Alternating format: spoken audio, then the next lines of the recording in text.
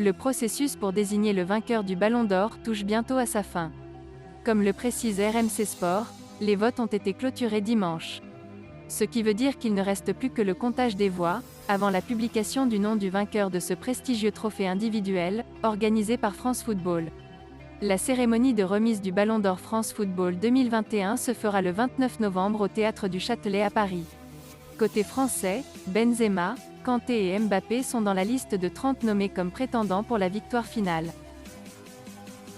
Entré en jeu autour de la 70e minute de jeu, Fede Valverde n'a pas terminé la rencontre contre le FC Barcelone ce dimanche, et Carlo Ancelotti a fait le choix de le remplacer par Dani Carvajal quelques minutes avant le terme du match.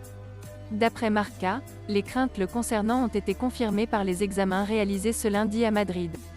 Il a été diagnostiqué une entorse au ligament latéral du genou gauche. Pour l'heure, on ne connaît pas la durée de son indisponibilité, car cela dépend de la gravité de l'entorse. Mais la presse espagnole parle d'une petite entorse, et donc d'une dizaine de jours d'absence. À côté de ça, Carlo Ancelotti a tout de même reçu une bonne nouvelle ce matin, et elle concerne son gardien. Thibaut Courtois, qui s'est fait une grosse frayeur hier sur un dégagement, ne souffre finalement d'aucune blessure d'après les examens réalisés ce jour. Au lendemain de la défaite du FC Barcelone face au Real Madrid, l'avenir de Ronald Koeman fait à nouveau la une de la presse catalane. Dans son enceinte du Camp Nou, le club catalan s'est incliné face à l'ennemi juré du Real Madrid ce dimanche 2-1. Et si le score est serré, la colère gronde au Barça. Les images de la voiture de Ronald Koeman conspuée par une foule de supporters en colère à la sortie du Camp Nou ont fait le tour du monde. D'après les informations de Calciomercato, cela montrerait clairement que Joan Laporta ne peut plus fermer les yeux. Le président n'a d'autre choix que de débarquer un entraîneur qui semble désormais être devenu le symbole de la déchéance barcelonaise, afin de pouvoir repartir sur un nouveau projet. Le son de cloche est totalement différent en Catalogne. Correspondant pour Sky Sport à Barcelone, Mateo Moreto assure ce lundi qu'un départ de Ronald Koeman ne serait pas du tout à l'ordre du jour. La défaite face au Real Madrid n'aurait rien changé et Joan Laporta continuerait à vouloir compter sur son entraîneur. Moreto explique même que Koeman jouirait d'un grand capital confiance, et ne devrait donc pas véritablement être menacé. Cela pourrait notamment être lié au coût qu'entraînerait un licenciement du Néerlandais. Ce lundi, Calciomercato rapporte en effet qu'il existerait une clause de résiliation multimillionnaire dans le contrat de Koeman, qui pourrait mettre à mal les comptes du Barça. Pour disputer le Classico, Frenkie de Jong a pris quelques risques physiques, forçant sur une petite blessure déjà contractée dernièrement. Il le paye de manière un peu plus sérieuse aujourd'hui, puisque le Barça vient d'annoncer que de Jong souffre d'une élongation du biceps fémoral de la jambe droite. La durée de son indisponibilité n'est pas précisée. Blessé aux ischio-jambiers de la jambe droite lors du déplacement à Benfica fin septembre, Pedri s'est entraîné dimanche matin avec ses coéquipiers, mais a dû quitter la pelouse en raison d'une gêne au quadriceps selon AS.